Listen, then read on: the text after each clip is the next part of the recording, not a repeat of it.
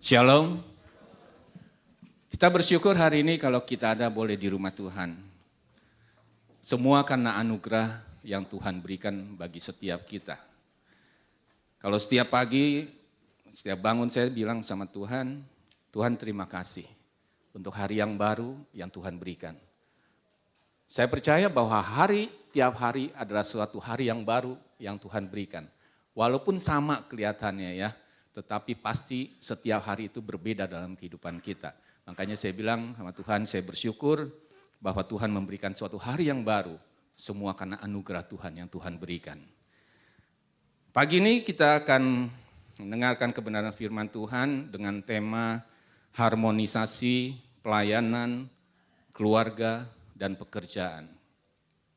Bapak Ibu saya kasih di dalam Tuhan, harmonisasi itu adalah sesuatu keseimbangan atau suatu keselarasan, suatu kesatuan ya di dalam suatu kelompok yang saling berhubungan sehingga terjadi suatu kesatuan di dalamnya. Kalau tadi kita lihat pemain musik, ada yang main drum, main saksofon, ada yang main keyboard, ya, ada yang main bass. Kalau tidak terjadi suatu kesatuan, tidak mempunyai kesehatian, sepikir di dalam untuk memuji Tuhan, maka tidak akan terjadi suatu harmonisasi. Kalau kita melihat bahwa sifat dari manusia itu selalu egois, selalu ingin mementingkan diri sendiri, selalu ingin menonjol sendiri. Kalau mengikuti hal-hal tersebut, tidak akan terjadinya suatu keselarasan, tidak akan pernah terjadi suatu harmonisasi di dalam kehidupan kita.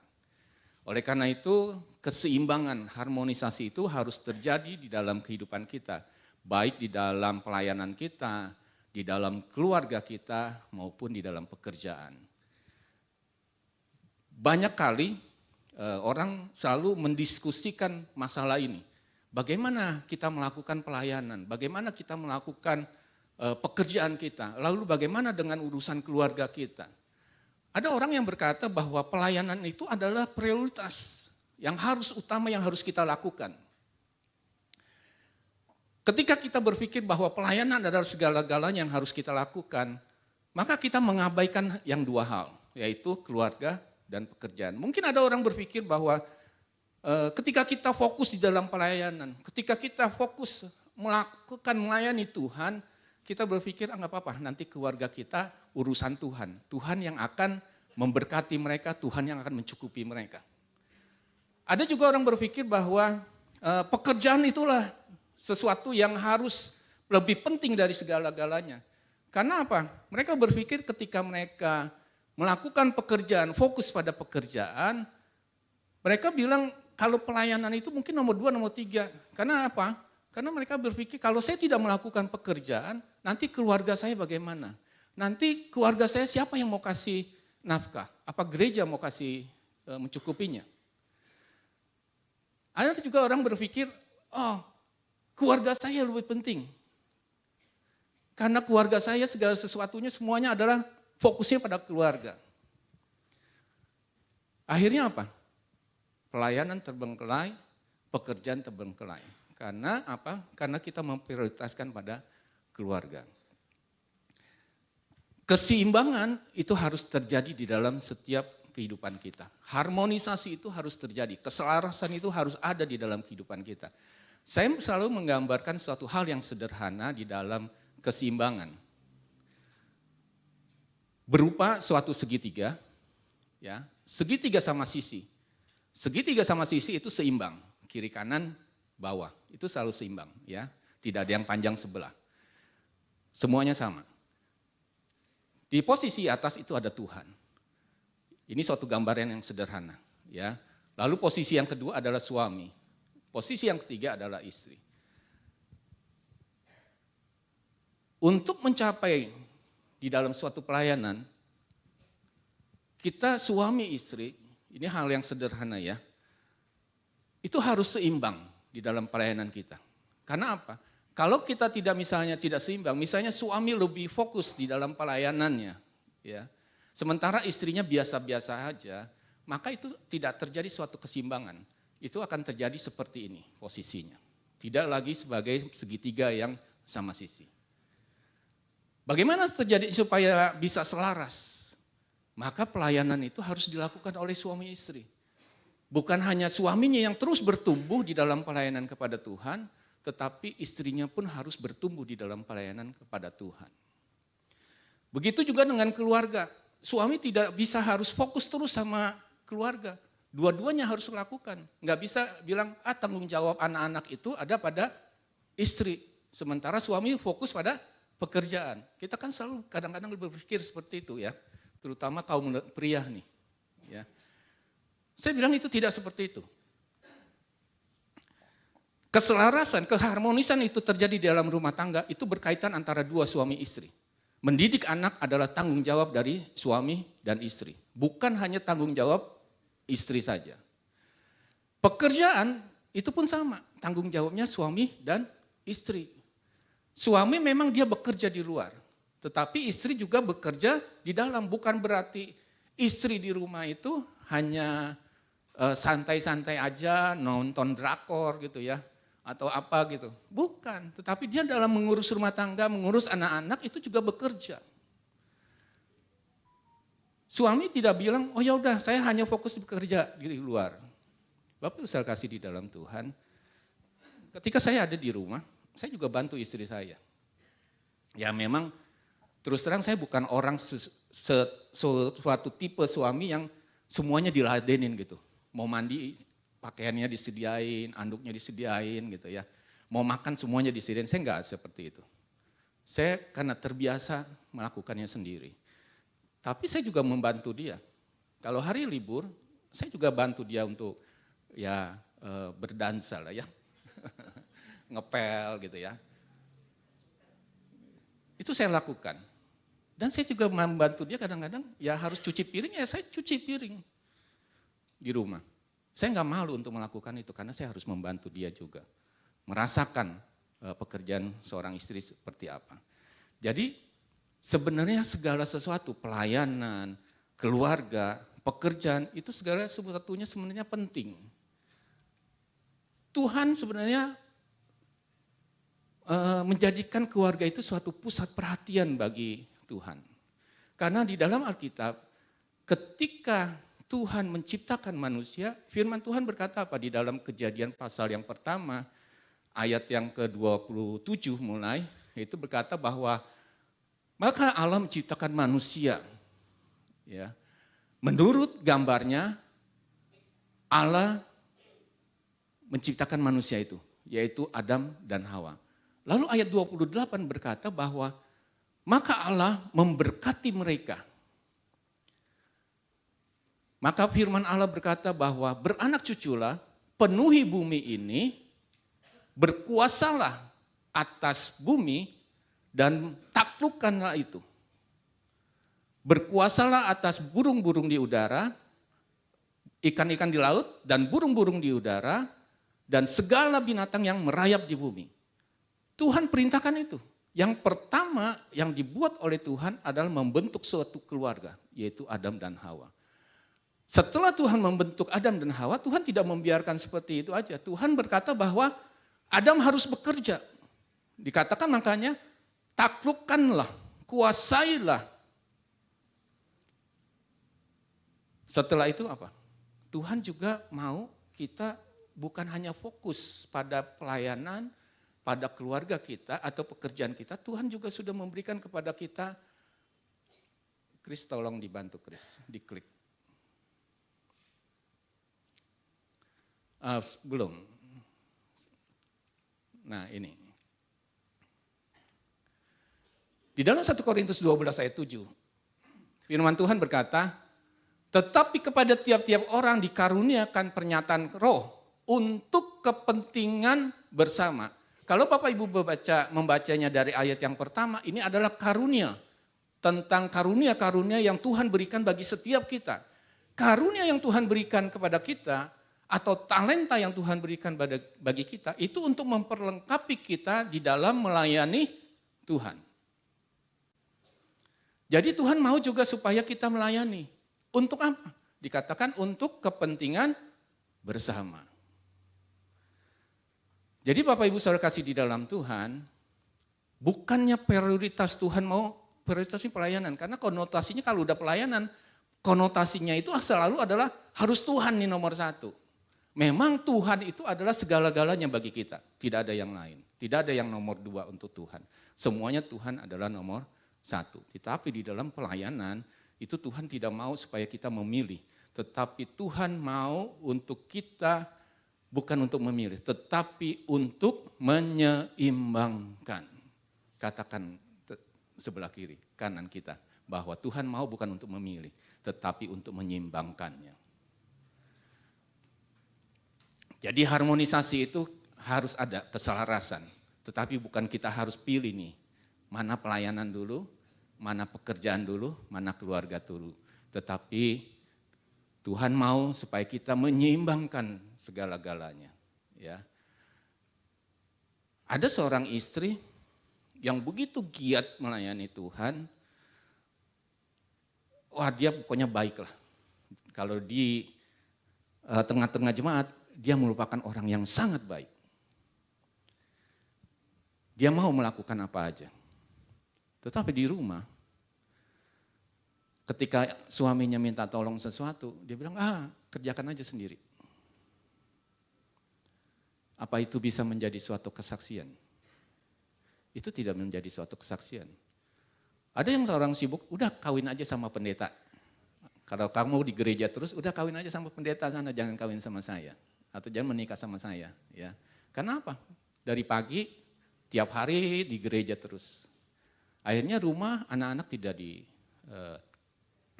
diurus. Gitu, ya. Nah, kita tahu bahwa Tuhan itu sebenarnya mempunyai suatu perhatian kepada keluarga. Tuhan mau bahwa keluarga itu sesuatu yang harus juga kita utamakan di dalam kehidupan kita. Bukan untuk ya keluarga nomor sekian lah, tidak. Keluarga harus juga menjadi suatu perhatian bagi kita. Pelayanan juga harus menjadi perhatian bagi kita. Pekerjaan juga, tinggal kita bagaimana kita menyeimbangkannya saja. Ya.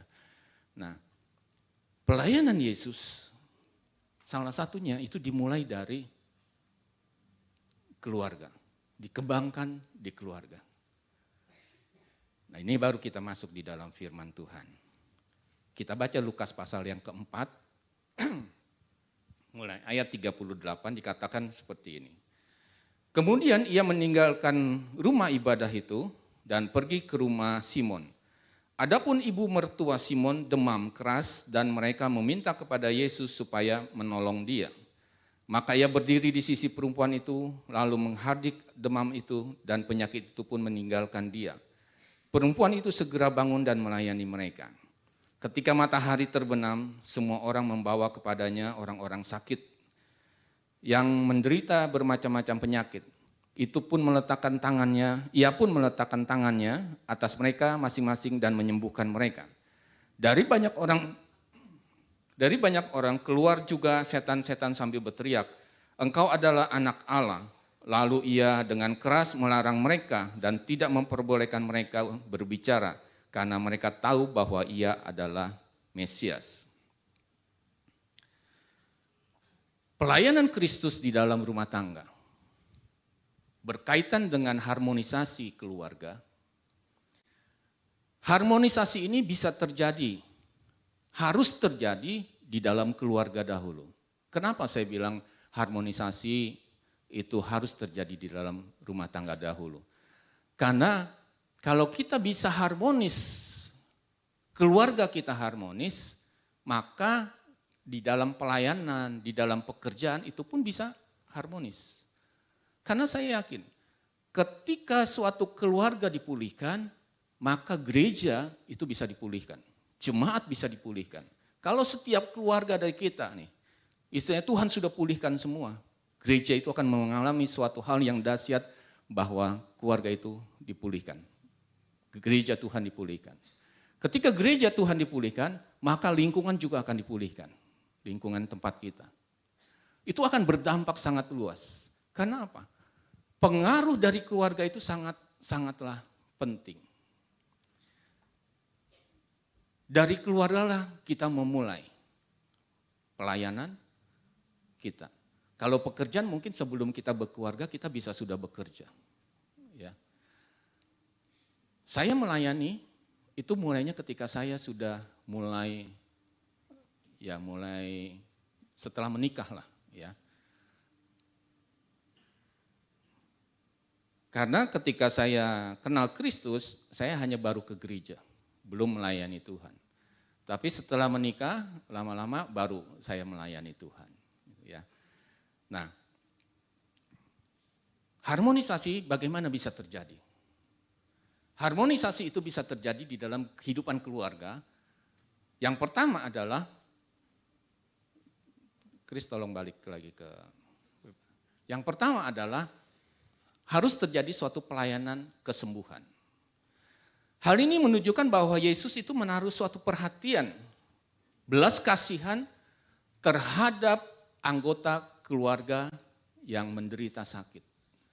Jadi Tuhan itu mempunyai suatu perhatian juga bagi keluarga, bagaimana keluarga itu supaya bisa dipulihkan, entah itu pulih dari segala sakit penyakit, atau hal-hal yang lain. Karena apa Bapak Ibu Saudara kasih di dalam Tuhan, bahwa rumah tangga atau keluarga dapat menjadi tempat bagi Tuhan untuk menyatakan demonstrasi kuasa kesembuhan itu. Kuasa kesembuhan bukan hanya menyembuhkan sakit penyakit kita, tetapi ada suatu penyakit yang sangat lebih parah lagi kalau tidak disembuhkan, yaitu penyakit rohani kita. Kalau penyakit fisik itu kita gampang, kita berobat ke dokter, ya bisa sembuh. Sebenarnya penyakit rohani itu lebih parah. Karena apa? Kalau tidak diobatin itu akan menyebabkan ke fisik kita, pikiran kita. Karena apa? Ketika orang sakit yang dinamakan sakit rohani, itu dia akan mengalami suatu yang penderitaan. Ya, dia bisa mengalami marah, dia bisa mengalami sakit hati, dia mengalami putus asa. Bahkan orang yang sakit rohaninya atau spiritualnya sakit, itu bisa mengambil suatu keputusan untuk bunuh diri. Nah ini pentingnya bagaimana supaya pelayanan itu bukan hanya untuk menyangkut penyakit rohani, tetapi harus menyangkut juga penyembuhan di dalam rohani kita. Kesembuhan rohani ini saya bilang adalah sangat penting dibandingkan penyakit jasmani kita. Karena apa? Pemulihan yang terjadi itu harus terjadi di dalam rumah tangga ketika dalam rumah tangga itu sudah dipulihkan. Ya. Saya tidak lebih banyak membahas masalah penyakit jasmani karena penyakit jasmani ya dengan iman kita berdoa Tuhan sembuhkan. Atau kita ke dokter Tuhan sembuhkan. Penyakit rohani yang berhubungan dengan Tuhan, ketika orang itu sakit rohaninya, jangankan dia mau memuji Tuhan. Itu lidah mungkin merasa keluh untuk memuji Tuhan, dia tidak bisa memuji Tuhan. Bahkan ke gereja pun, mungkin dia malas ke gereja, karena rohaninya yang sakit. Bahkan ada yang sampai mungkin juga, udahlah nggak usah Tuhan, udah nggak usah Tuhan-Tuhanan lah. Ya. Yang penting saya masih bisa hidup. Nah ini yang saya katakan bahwa bagaimana pentingnya kesembuhan rohani itu. Bapak Ibu saya kasih di dalam Tuhan, saya pernah kesaksian di sini bahwa pemulihan yang terjadi dalam hidup saya bilang itu merupakan suatu titik balik saya di dalam pelayanan saya, titik balik saya di dalam keluarga, itu merupakan suatu titik balik saya. Ya. Sekitar tahun 2005 atau apa gitu loh ya, saya lupa tahunnya. Yang saya ingat adalah saat itu Pak Hengki minta saya untuk mengendarai mobil. Soalnya kalau saya bilang bawa mobil tadi sebenarnya saya pria yang kuat. Jadi bukan membawa mobil, mengendarai mobil Karena dari jemaat kita beberapa orang akan pergi ke Solo untuk mengikuti kegerakan Komsel. Ya. Nah saat itu 3 mobil yang akan pergi. Tetapi pada saat besok mau berangkat, satu supir ini tidak bisa berangkat. Akhirnya Pak Hengki telepon saya, "Tok, kamu bisa nggak gantiin nih?" Karena dia nggak bisa untuk pergi ke Solo. Saya nggak punya niat untuk ikut kegerakan Komsel tersebut.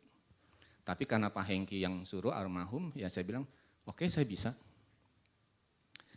Ketika saya pergi saat itu sebenarnya saya dan istri saya sedang ribut. Jadi saya pergi juga, wah kebetulan dah daripada di rumah, ya kan. Kan kalau Sulaiman, Salomo bilang, kalau sama istri yang gimana lebih baik tinggal di soto kan, di soto rumah. Kalau saya mendingan saya pergi. Enggak seperti itu ya. Ketika saya pergi ke Solo, itu seminar itu 3 atau 4 hari. Ketika hari kedua saya mengikuti seminar itu sebenarnya berbicara tentang Komsel. Tetapi disitulah Tuhan menegur saya, Tuhan mengingatkan saya. Apa yang salah saya perbuat, apa yang saya sedang lakukan gitu ya. Bagaimana saya ribut dengan istri saya. Akhirnya Tuhan menyadarkan saya saat itu. Akhirnya ketika saya pulang dari Solo, saya minta maaf sama istri saya minta maaf sama anak-anak saya minta maaf sama orang tua saya. Saya bilang itulah titik balik perjalanan hidup saya.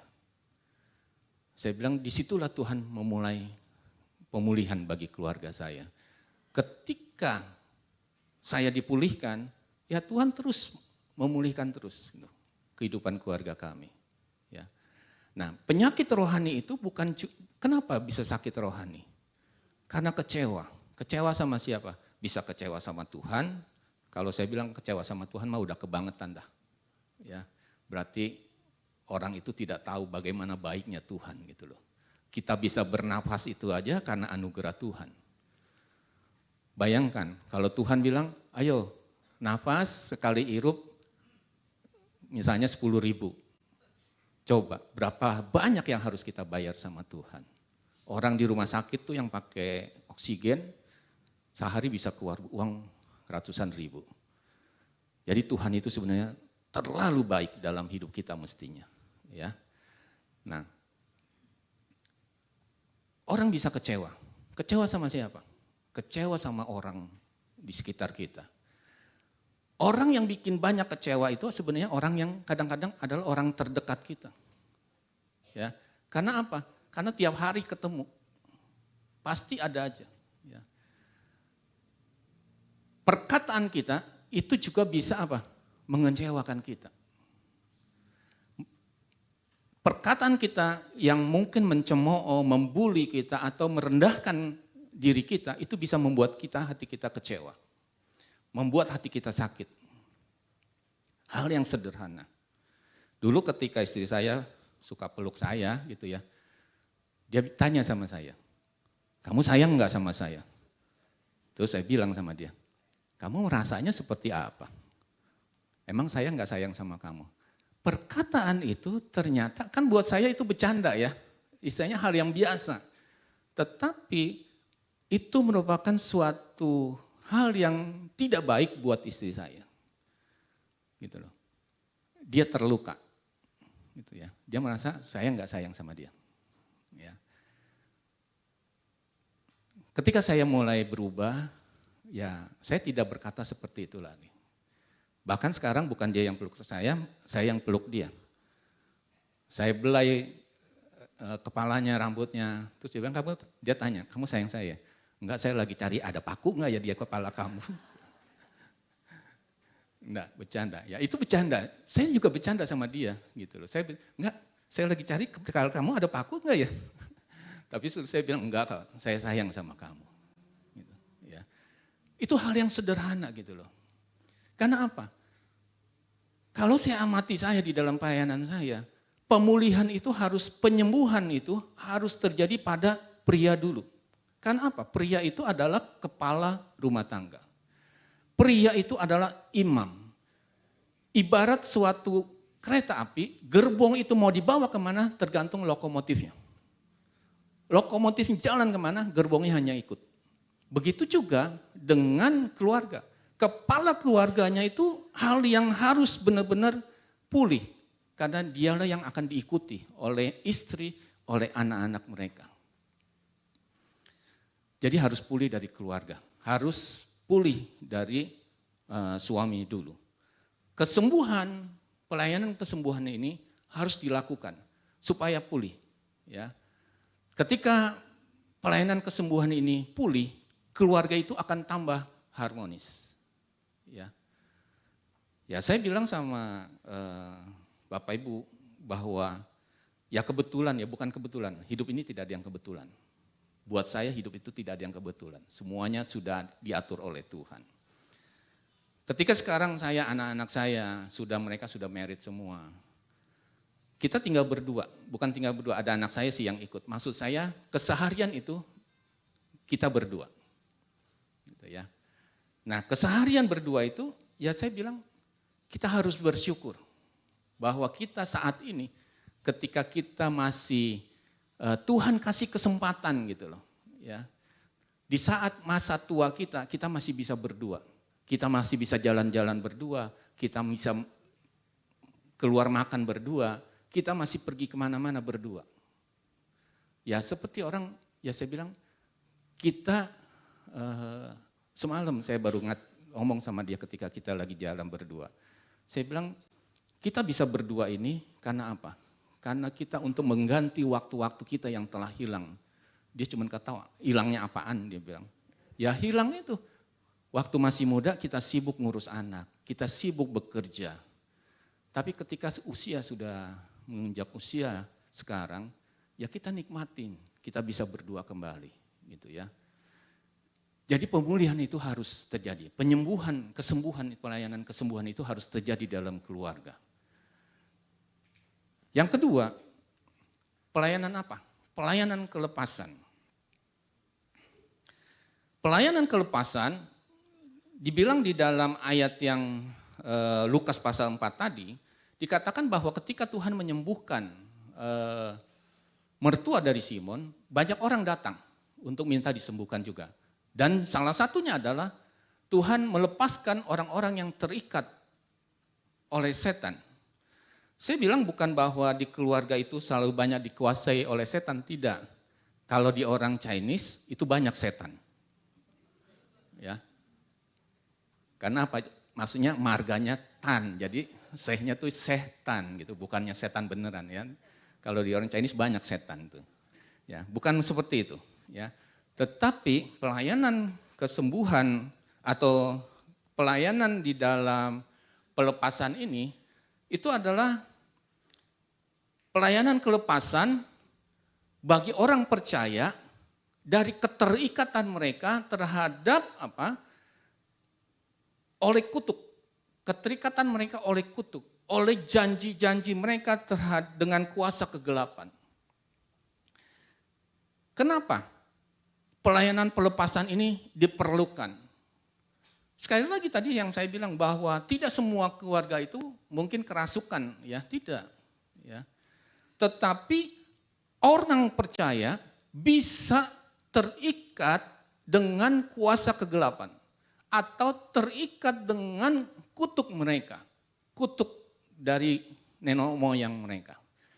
Mungkin ada kutuk kawin cerai, ada kutuk mati muda, atau banyak hal-hal yang lain yang Tuhan tidak inginkan terjadi dalam setiap keluarga orang percaya. Karena apa? Ketika pelayanan pelepasan ini tidak terjadi dalam kehidupan kita, maka itu dapat menghambat pertumbuhan rohani kita. Itu dapat menghambat berkat yang Tuhan telah sediakan bagi kita. Jadi pelayanan pelepasan ini juga perlu. Di dalam perjalanan pelayanan saya, itu saya menghadapi beberapa kali ada orang Kristen, orang percaya, tapi di rumahnya itu masih ada yang dibilang opo-opo. Opo-opo tahu ya? Opo itu kayak jimat lah gitu ya. Ketika suatu kali saya datang ke rumah seseorang sama istri saya, ketika kita sudah masuk, terus kita merasakan kayaknya suasananya kayak kagak enak gitu ya. Terus saya tanya sama istri saya, kamu berasa nggak? Iya, dia bilang. Ketika kita perhatiin lingkungan ruangan rumah itu, ternyata di situ ada sesuatu digantung di depan rumah. Ya seperti keranjang sih ya sebenarnya. Tapi ketika saya tanya sama tuan rumahnya, dia bilang, Pak itu apa yang di depan rumah? Itu opo-opo katanya, itu dari orang tua kami katanya. Oh saya bilang seperti itu. Ya saya saat itu tidak bisa bilang langsung terus terang, oh ya harus begini-begini, tidak. Karena pelayanan itu harus dilakukan, pelepasan itu ya kita harus sharing, banyak waktu yang harus kita lakukan. Ya. Atau juga dalam perjalanan pelayanan saya, ada orang yang, Pak, saya punya jimat nih, katanya. Gimana ya untuk membuangnya? Dia bilang. Saya takut, katanya, kalau saya harus buang, nanti orang yang memberikan itu akan berbalik kepada saya, katanya. Ya saya bilang gini, kamu gak usah takut, sekarang kamu bawa ke saya, nanti kita sama-sama patahkan kuasa kegelapan itu. Jadi pelayanan pelepasan di dalam rumah tangga itu, ya kita harus tahu, kita terikat oleh kuasa kegelapan itu atau tidak. Kita terikat tidak oleh kutuk nenek moyang kita. Kita harus sadari ini, kita punya enggak keterikatan itu. Kalau kita punya keterikatan hal-hal yang tersebut, apalagi sampai menduakan Tuhan, kalau kita sudah punya jimat, saya bilang bahwa itu kita sudah menduakan Tuhan. Ada orang yang karena khawatir hidupnya, dia belajar ilmu kebal. Jadi dibacok itu dia nggak mempan, gitu ya. Bapak Ibu saya kasih di dalam Tuhan, saya hanya warning nih, mengingatkan Bapak Ibu, jangan pernah sekalipun terikat dengan kuasa-kuasa kegelapan tersebut. Ya. Ketika kita terikat, mungkin waktu kita masih menjalaninya, tubuh kita sehat, masih muda, mungkin itu sesuatu yang bisa memberikan kekuatan. Tetapi ketika masanya, saatnya, kan pasti ketika kita mencari sesuatu yang di luar Tuhan, itu ada syaratnya, ada perjanjiannya yang harus kita penuhi.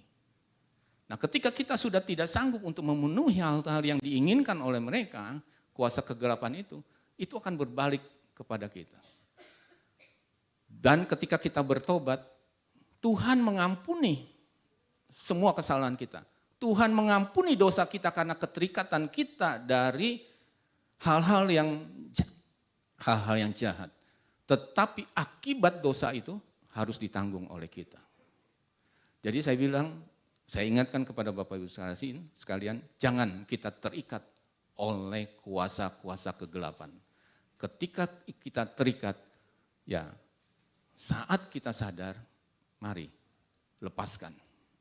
Karena tidak ada lain selain Tuhan yang harus kita sembah. Bahwa Yesus itu adalah Tuhan yang memberikan segala kekuatan kepada kita. Yang memberikan berkat kepada kita. Kalau kita terikat oleh kuasa kegelapan tersebut, itu yang akan menghambat pertumbuhan rohani kita. Itu yang akan menghambat apa? Berkat-berkat kita terjadi dalam kehidupan kita. Dalam kehidupan kami berumah tangga, saya bilang kita bukan yang enggak salah, ya. Kita pernah salah. Sehingga harus mengalami suatu pemulihan. Saya dalam bekerja dulu, saya lurus saja gitu ya. Saya tidak pernah korupsi. Tapi saya pernah korupsi. Saya bilang saya tidak pernah korupsi, tapi pernah korupsi. Karena gini,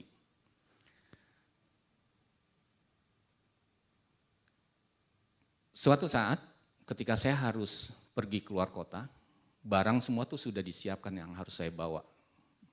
Barang-barang itu produknya ya. Di kantor ketika itu kita sudah siapkan, kita taruhlah di ruangan saya. Lalu saya pergi meeting di ruangan lain. Ketika keluar meeting, barang itu udah nggak ada. Nilai barang itu ratusan, ya bukannya ratusan ribu, tapi jutaan itu. Tapi nggak ada yang ngaku, padahal di kantor, gitu ya. Akhirnya sales manager saya panggil saya, ya udah karena sudah hilang nggak bisa ketemu, jadi barang yang hilang itu tanggung renteng, ya. Jadi yang menyediakan barang orang gudang, lalu saya, lalu siapa lagi? Ada 3 orang yang harus ganti barang tersebut. Saya bilang, saya protes, kan barang itu hilang di kantor loh, gitu loh. Masa bisa hilang? Lalu masa itu harus dibebankan ke kita? Saya protes, saya tidak terima. Akhirnya karena harus dari sales manager itu harus dipotong, ya udah saya bilang ya udah terserah dah saya bilang. Kalau saya bekerja di farmasi waktu itu selalu dapat sampel, ya sampel obat untuk kita kasih ke dokter, ya berikan sebagai sampel kepada dokter. Itu tidak dijual. Tetapi saya berpikir gimana caranya harus mengganti barang yang hilang tanpa saya harus mengeluarkan uang saya. Akhirnya itu sampel itu saya jual lah ke dokter. Itu yang saya lakukan. Tapi itu kan namanya saya korupsi. Gitu ya. Walaupun itu ya kita kadangkala membenarkan diri kita untuk melakukan sesuatu yang salah. Gitu. Dan banyak hal lain yang kita lakukan. Nah itu Tuhan memurnikan. Kalau saya bilang Kejadian 98 itu untuk memurnikan kita. Keluarga saya Tuhan murnikan segala sesuatunya. Dan Tuhan memulai kita memulai dengan yang baru. Seturut kehendak Tuhan. Dan benar-benar ya sampai hari ini saya bilang semua ada hari ini. Karena Tuhan yang memulihkan kehidupan saya. Jadi pelayanan di dalam keluarga supaya itu harmonis harus ada pelayanan kesembuhan. Bukan hal pelayanan kesembuhan saja secara fisik, tetapi kesembuhan secara rohani. Yang kedua, pelayanan pelepasan. Harus ada, harus terjadi pelayanan pelepasan. Bukan hanya terlepas dari setan ya, tapi bagaimana setiap orang ketika terikat dengan kuasa kegelapan atau keterikatannya dengan hobi, dengan kenikmatan dunia ini itu harus dilepaskan. Supaya apa? Supaya terjadi harmonisasi.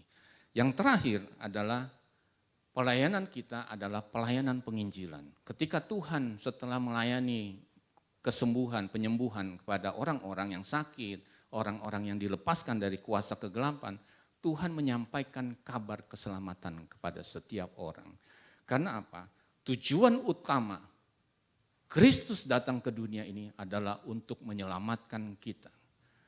Keselamatan kita itu terjadi karena ada orang-orang yang memberitakan kabar baik kepada kita. Ada orang-orang yang peduli kepada kita. Orang-orang itu merasakan kasih Tuhan. Dan kasih Tuhan itu harus disampaikan kepada orang lain. Supaya orang lain juga mengalami perjumpaan dengan Kristus. Tujuan utama Kristus datang ke dunia ini adalah untuk menyelamatkan manusia. Bukan hanya kesembuhan secara fisik, secara rohani, atau melepaskan kita dari keterikatan kita. Tetapi tujuan utama adalah keselamatan jiwa-jiwa dari hukuman kekal. Oleh karena itu, bagi setiap kita, penginjilan itu bukan maksudnya supaya Bapak Ibu nih jadi pendeta semua. Tidak. Ya. Kalau Bapak Ibu baca di Alkitab tidak ada yang berkata bahwa hai hamba-hamba Tuhan, pendeta bukannya hamba ya, pendeta Tuhan, pendeta-pendeta untuk mengabarkan Injil. Di sana dikatakan hai hamba-hambaku gitu. Hai murid-muridku. Kita di sini semua hamba-hamba Tuhan. Amin. Kita di sini murid-murid Tuhan. Amin. Kalau kita murid, kalau kita adalah hamba Tuhan, maka kalau orang seberang bilang hukumnya wajib untuk kita mengabarkan Injil, bukan harus menjadi pendeta. Ya. Saya kalau ketemu orang yang kenal gitu ya, yang belum kenal Tuhan, ya saya selalu sebisa mungkin ketika kita mengobrol gitu ya, saya bisa menyampaikan penginjilan. Ya. Saya punya karyawan. Kalau saya ngomong sama mereka, saya selalu ajarkan karyawan saya itu dengan prinsip Alkitab. Saya selalu bilang sama mereka gini, kalau saya lagi mengajarkan kejujuran misalnya ya, saya bilang sama mereka, kalau di agama saya bilang, orang jujur itu tidak akan pernah kekurangan, saya bilang. Saya ajarkan mereka ayat Alkitab. Saya bilang, di Alkitab kita itu ada tertulis seperti itu, saya bilang. Jadi hiduplah jujur, saya bilang. Atau kadang-kadang kalau lagi ngobrol gimana, saya bilang, kalau buat saya bilang, Yesus itu adalah Tuhan, Juru Selamat satu-satunya yang hidup, saya bilang. Coba kalau kamu, saya bilang, ya karena karyawan saya itu udah bekerja sama saya hampir 12 tahun. Ya, jadi cukup dekat lah kalau saya ngobrol. Saya bilang, coba kalau kamu selamat, masih semoga saya bilang. Kalau saya udah pasti saya bilang. Jadi penginjilan itu bukan harus kita menjadi seorang penginjil, tetapi bagaimana kita menyaksikan kasih Tuhan. Apa yang sudah kita terima dari Tuhan untuk kita saksikan kepada orang lain. Kita mempunyai rasa belas kasihan bagi jiwa-jiwa yang belum mengenal Tuhan. Minimal penginjilan itu bisa kita lakukan dengan apa? Kita mendoakan orang-orang yang kita kenal, saudara-saudara yang kita kenal untuk mereka menerima Kristus. Itu penginjilan yang sederhana. Jadi Bapak Ibu Saudara kasih di dalam Tuhan, harmonisasi di dalam kehidupan kita, baik itu pelayanan, keluarga, pekerjaan, Tuhan tidak inginkan kita memilih, tapi Tuhan mau kita menyeimbangkannya. Di dalam keharmonisan itu, kita harus melakukan pelayanan kesembuhan. Pemulihan harus terjadi di dalam keluarga. Kesembuhan rohani, kesembuhan fisik itu bisa kita alami. Dan yang kedua, kita pelayanan itu adalah pelayanan pelepasan. Kita tidak boleh terikat dengan segala sesuatu yang dunia ini tawarkan. Apalagi keterikatan kita oleh kuasa kegelapan itu harus kita lepaskan. Dan yang terakhir, harmonisasi terjadi dan kita harus untuk melakukan misi Tuhan, yaitu menyelamatkan jiwa yang menjadi tanggung jawab bagi setiap orang percaya. Amin. Untuk firman Tuhan, mari saya undang WL Singer pemain musik.